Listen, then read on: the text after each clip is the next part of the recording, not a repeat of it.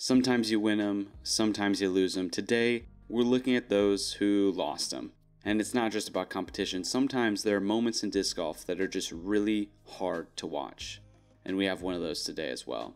The saddest disc golf moments of 2024, part 1. Hope you guys enjoy. Comment down below which one is the worst. Alright, let's get right into it. The year, 2022. The player, Luke Humphreys. The event, Waco. On the final hole, Luke Humphreys would be down 2 shots and would choose to lay up and not go for the birdie chance. A tough long par 3 with a headwind. Macbeth, who would go on to win the event, would be the one Humphreys was chasing. I was maybe upset at the time that Humphreys didn't go for it because he had a big lead over 3rd place and he ended up blowing up on the hole anyways, so it didn't really matter. But what does was that event. Waco 2022 to Waco 2024. Luke Humphreys still didn't have a win on tour. And since coming so close in 2022, he hadn't really had another chance. But we returned to Waco, to a 4-day event with a new course added in. And again, Humphreys would find himself with a chance to win the event. Final round, he would be in the lead after birdieing 15, 16, and 17. 1-shot lead with Antela in the clubhouse 1 behind, and Gannon Buhr on his card also 1 behind. Hole 18's a long par 4, uphill with some trouble. After having a decent drive, here's Humphreys on his approach shot. Not choosing to lay up with the lead, instead he goes for it. Birdie or lay up to the left or something. Make sure that par's an option. Going big wide hyzer here.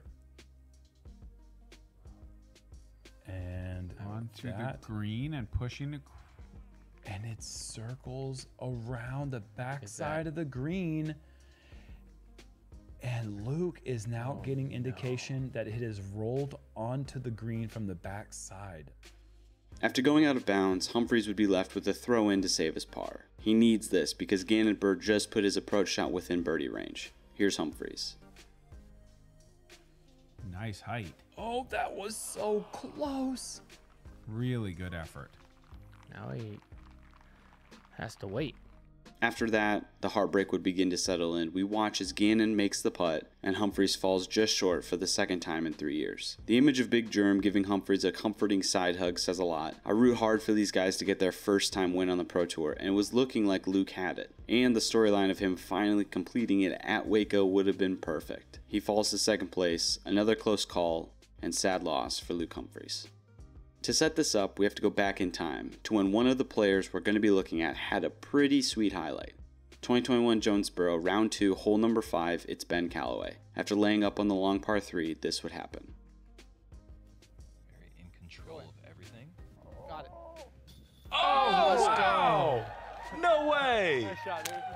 Straight in. I had no idea that was I got coming. your back. I got it. What's you? Fast forward 3 years later, 2024, and Callaway is in the hunt at Jonesboro. Now with the changes to the course, hole 18, the finishing hole, would be the old hole number 5. Pretty much the same shot, just the situation has changed. 2 players would be in the hunt on the chase card, Ben Callaway and Ezra Aderhold. Callaway would walk up to 18, 24 under par. Ezra at 23. Behind them on 17 would be Anthony Barella, also at 23 under par, until he birdied that 17th. So we've got an exciting finish, but no matter what, we're going to see a couple disappointments. Here's Callaway on the tee. And Anthony and eliminate Ezra with a birdie. But this is not it. Paul, this is going straight in the pond. This is too low.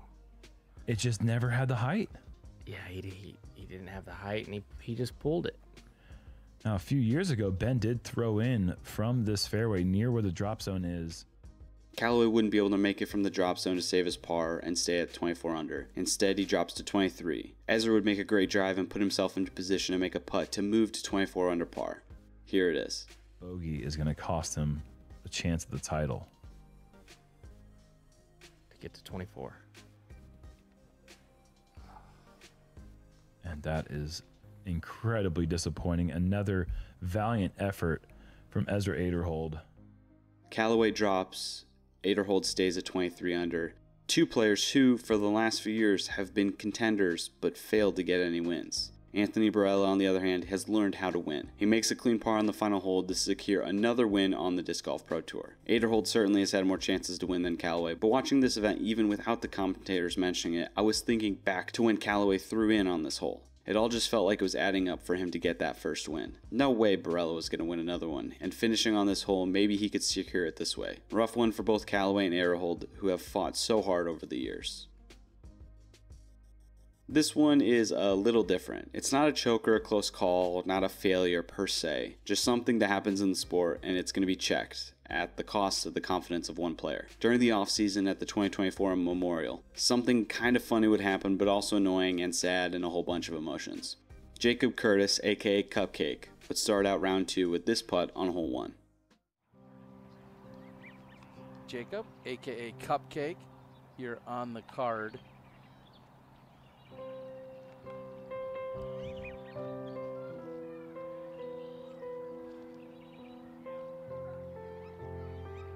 Man, I'm getting flashbacks to the round all of a sudden.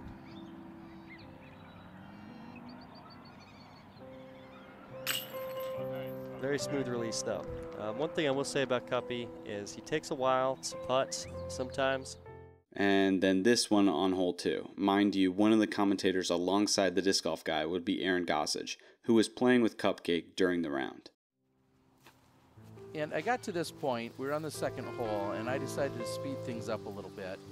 This is at 500% speed, and it came in somewhere around 52 seconds or 48 seconds, whatever it is. He makes the putt, just like you said. But it definitely exceeds the 30-second limit. For the rest of the round, they would pretty much talk all about Cupcake's putting, about calling him on it and how he had to edit down every time he putts. 48 seconds per putt would be his average time, per the disc golf guy. And this wasn't the end of it. On Twitter, Cupcake would get flamed a bit, and it did start more of a discussion in regards to players calling on other players on their card about time violations. But that's not what I want to focus on. What I want to look at is Cupcake's actual putting and the implications of this on a higher scale for him. Think about all the other putters you see, pros and amateurs, out with your buddies, doesn't really matter. But think about the cadence of putting. For the most part, everyone is super similar. Maybe you check the wind, you get set up, and then you putt. Even if you're a slow putter, you don't stand out that much. You're still, for the most part, keeping pace with everyone else. Think about how drastically Cupcake stands out when he's putting. It's an obnoxious pace for how slow he is and the way he does it. It's like he's having a stroke on the disc golf course. Legitimately, you cannot tell when he's gonna putt. Eventually, he just does it. The way that most of the players set up their putt is in steps. Step 1, step 2, and then it just flows and snowballs for you to pull the trigger.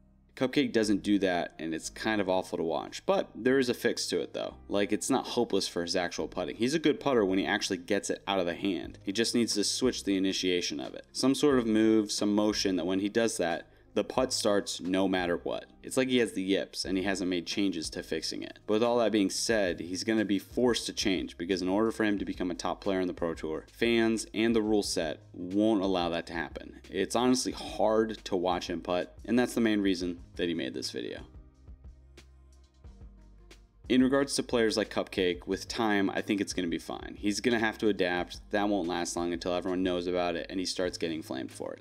Definitely getting called on it in the future, and hopefully it doesn't hold him back. For Callaway, Aderhold, and Humphreys, both players who have come so close to winning but fell short. It would be awesome to see either one of them get a win. More and more over the years, I've become a fan of Humphreys and everything he does for GK Pro, and I feel like if he finally gets that win, it would be such a big deal for the company, not just for him. Best of luck to both in the future. Hopefully they can get it turned around and get their first Pro Tour win.